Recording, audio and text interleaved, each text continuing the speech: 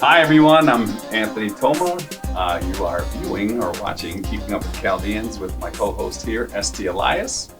We have Anthony Shallal here today with Mekani Orow Mekani Shallal and Hindo. Yes. Wow. And it's a law firm. Thanks for having me. Oh yeah, thanks for coming along. You want to just tell us a little bit about what you do and Sure. why you're here? Yeah, sure. We're a business transactional firm.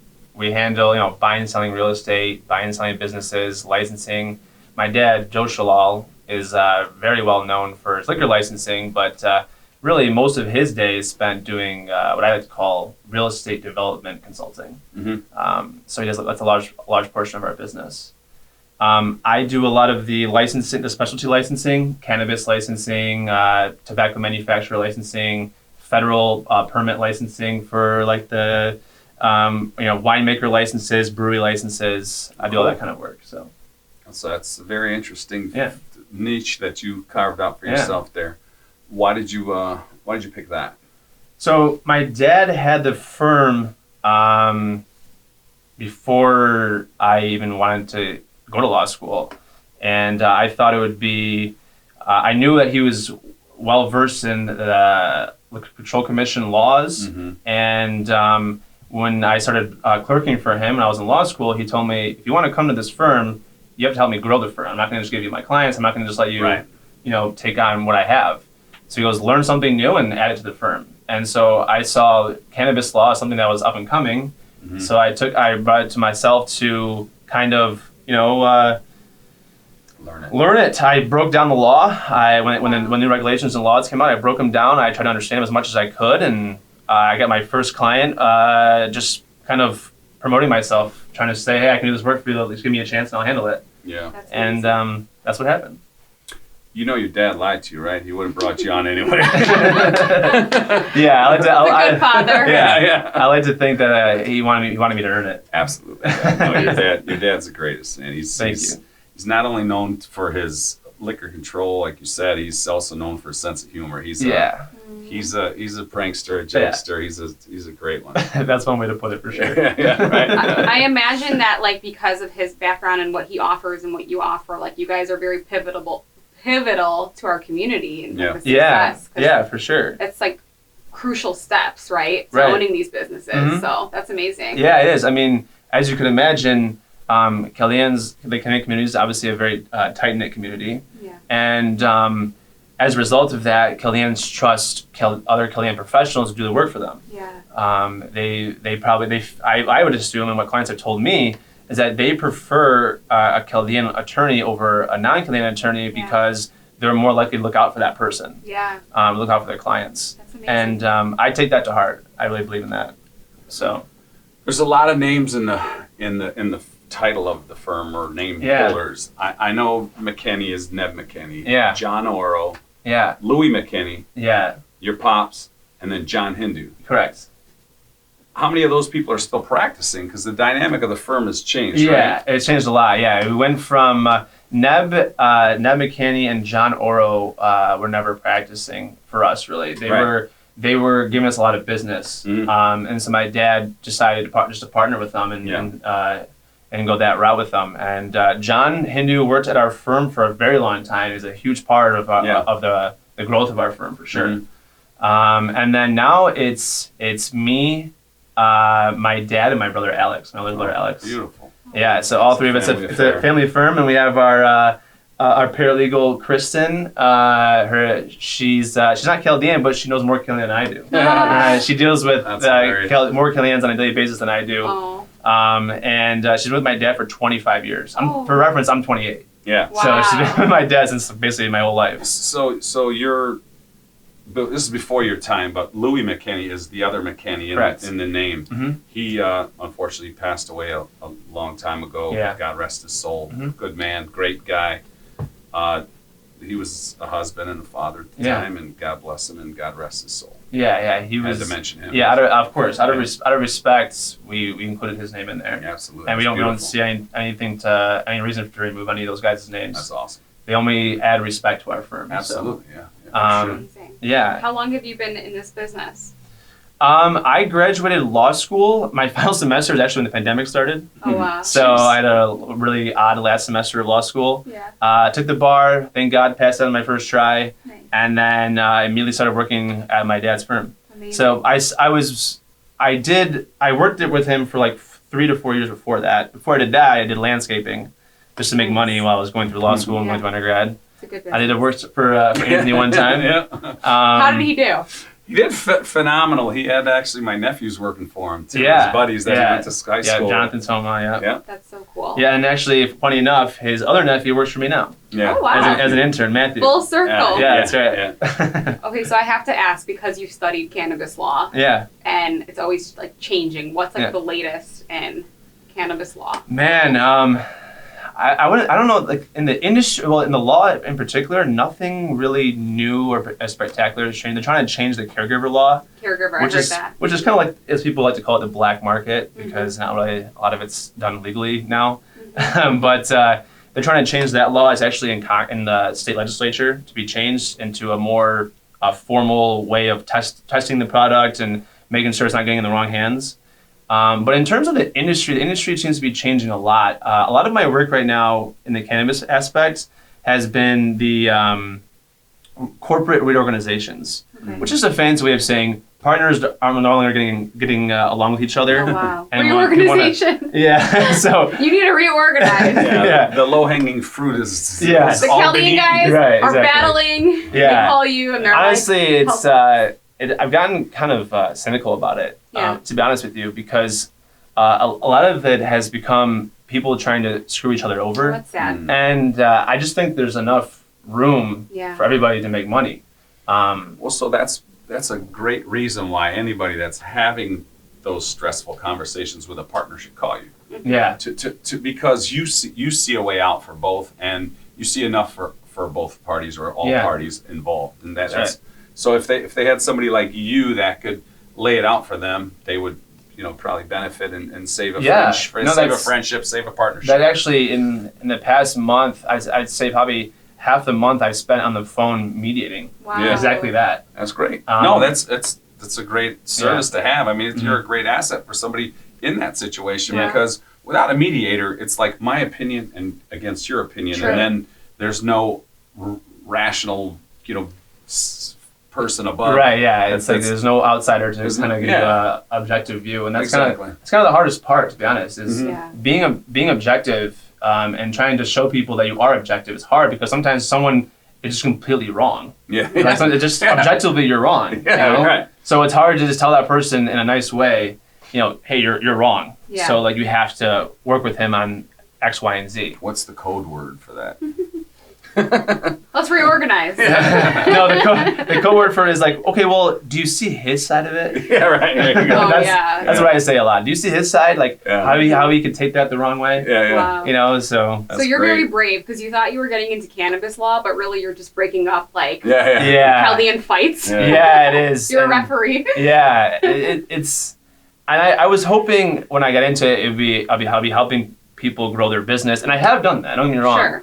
But lately, especially because the market has been more saturated, and in the grower sectors in particular, Yeah. the industry has kind of been saturated. Everyone's growing, so the price per pound of marijuana has gone down significantly. Yeah. And as a result, more people are trying to get out of it than into it right now. Oh, wow. Really? And so some people just want to get bought out because they don't want to be in it anymore. They want to just either cut their loss or make the small profit they're going to make and just get out. Yeah. So You're handling those transactions Yes. as well. Mhm. Okay. Awesome. and I also do, like I said, I right now I have on my desk, I got someone buying a warehouse. I got someone, I got a winemaker license I'm working on for somebody who wants to get into making their own brand of wine. Nice. Someone cool. said we should do a Keeping Up with the Chaldeans liquor brand or wine brand. Wow. How Yeah. should we do that? Yeah, that's Simple, right? I mean, We don't promote drinking. Well, Anthony promotes drinking. Yeah. I I don't actually quit. I don't so drink. we don't need a wine. Yeah. Oh, yeah. Let's do fitness. Change that. yeah.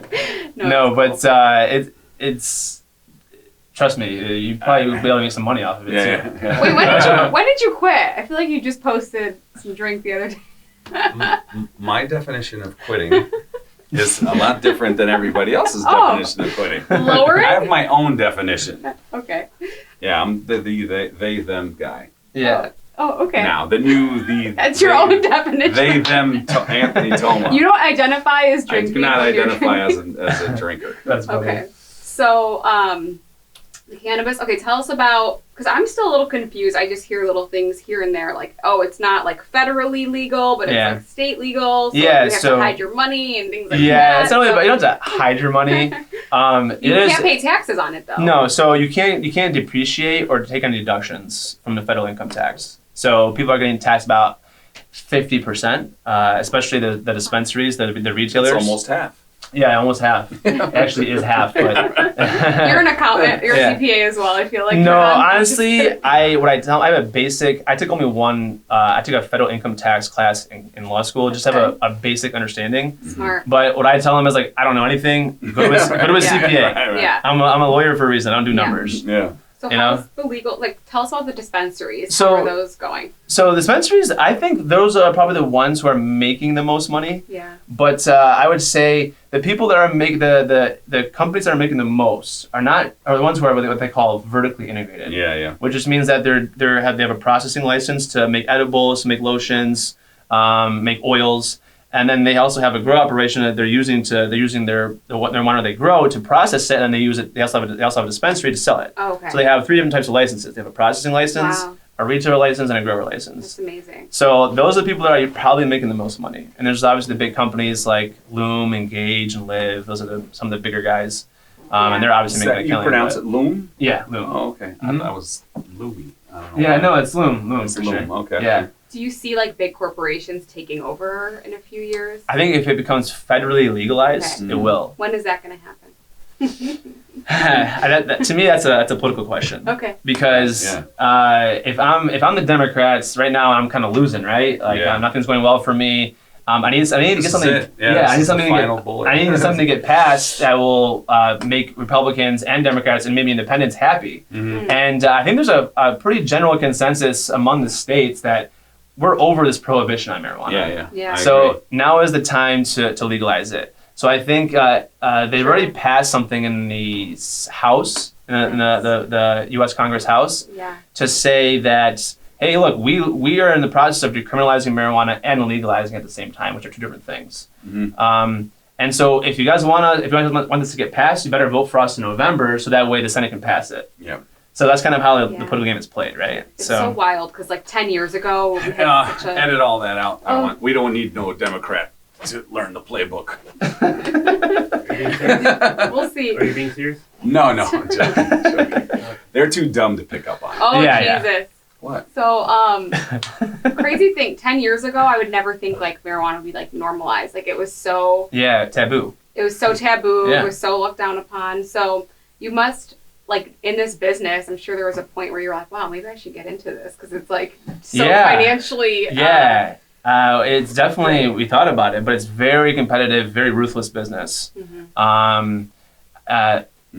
Talking to clients about it, I tell them, they say, what do you think a grower is going to be like in 5 years? I said, honestly, I think it's so saturated right now. Yeah. You'll still make money if you do a good job, if you run a good business. But you're not going to make as much money as you did 2 or 3 years ago. It's unreasonable. And then they say, what about the dispensaries? I say, well, the dispensaries are certainly making a lot of money because a city has to what they call opt in for dispensary sales in their city.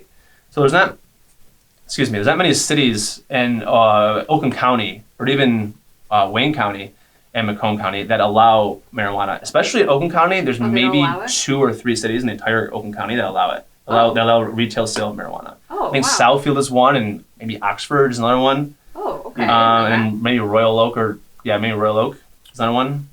Could you, because you're Michigan licensed, right? Mm-hmm.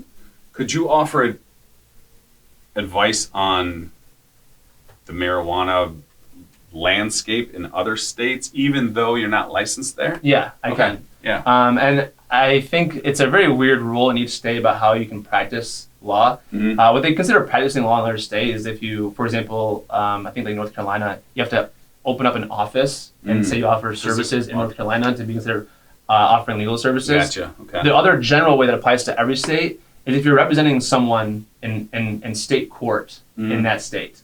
So if there's a civil action or a criminal action, in state court, I would have to get sponsored by another attorney in that state to represent them. Okay. So I can't just practice there. So you can. But yeah, just in general, you can. Yeah. Because it's just, you review the law. Looking to invest in a less saturated market, like Michigan is very saturated. Right. And I know there are a lot of Chaldeans out there and a lot of people watching this that aren't Chaldean that are trying to establish and put a flag in the ground in other states, and they could reach out to you. Oklahoma is another big one that people are looking into right now.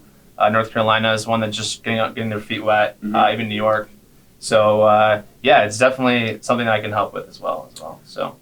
But aside from the legal, you are now in the brokerage. Yeah. So because we do a lot of real estate.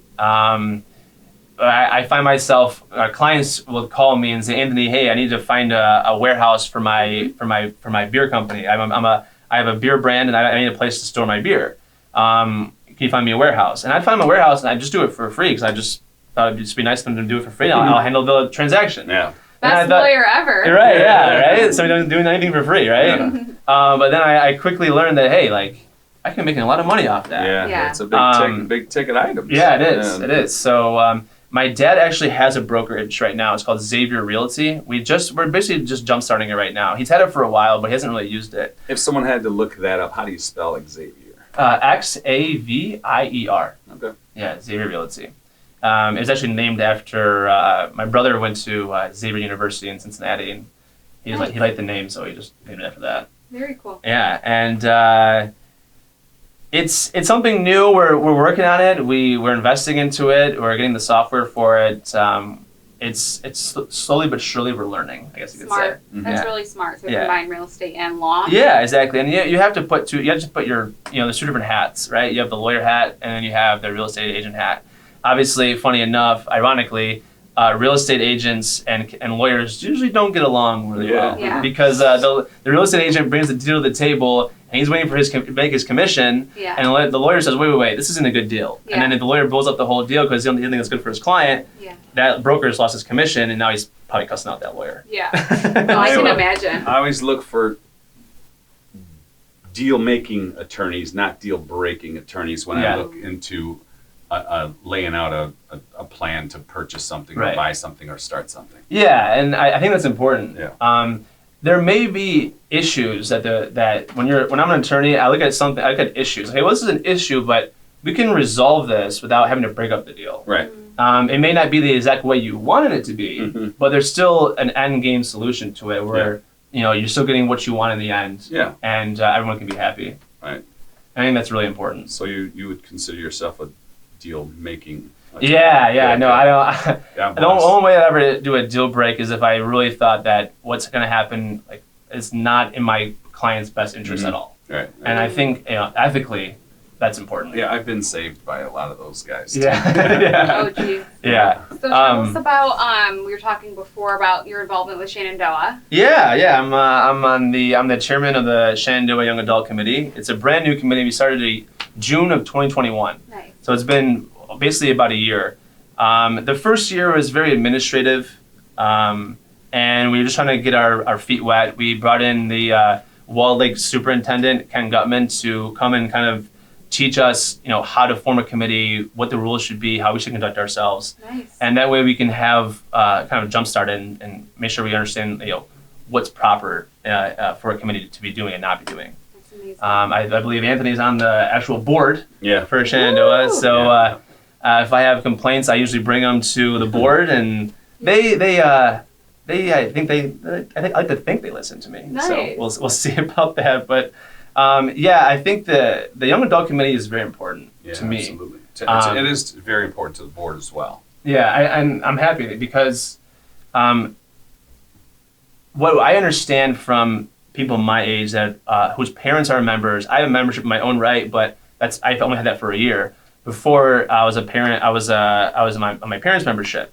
and during that time period, I didn't really think there was a spot for me at Shenandoah. What I mean by that is, I don't really think about going there to eat with my friends. I don't think about going there to play backgammon with my friends or playing cards with my friends. Yeah. Maybe golf. I'll golf with my friends there because it's a place to golf. But in terms of hanging out there and being a part of I guess you can call it the Shenandoah community there, I didn't really see a spot my friends didn't see a spot for us there either. Yeah. And I think that applies to women there as well. The women I've talked to that are my age have told me similar things, that they don't really see a spot for them there. And I think that is why our committee is so important, is to put on events and do things that will help bring in more of the young adults to the club and spend time with the club. And that way, that will lead to the continued growth of the club. Yeah. Because the two generations above us right now, generation above you and then your generation, that it's always been their club. Yeah. And if our committee doesn't help provide interest in the club to this generation, they're not going to see a reason to get a membership. Yeah. And then that's going to cause a slow decline of the club. True. So we take it very seriously. We take that issue very seriously, and we're looking to to do whatever we can to keep the enthusiasm for our age group high. What are some of the go ahead. Oh, go ahead. What are some of the ideas that you're bringing to the club? What are some of the activities that you want to bring? What are some of Talk about the plan of this committee. So before we talk about the activities, and this one thing that I already pitched to the board before was not to crap on Shenandoah or anything, but the Shenandoah, the club has had a very archaic way of putting on events. What I mean by that is if you want to get a ticket, there's no such thing as a ticket. You just call and you say I want to go to this event, and they'll write you in, and then you can pay over the phone or you can go in person and pay. Well, our generation doesn't do that that well, and that's number one. That's problem number one. Problem number two is the Shenandoah doesn't have when they send an email out, it sends out to the member, the paying member. It's not the member's spouse, not the member's children. The paying member is the one who gets the email. Yeah. Right. So an issue with that is that's the only way that we're allowed to market. So if we have an event, we have to rely on, for example, my dad to let my brother know that an event's going to happen.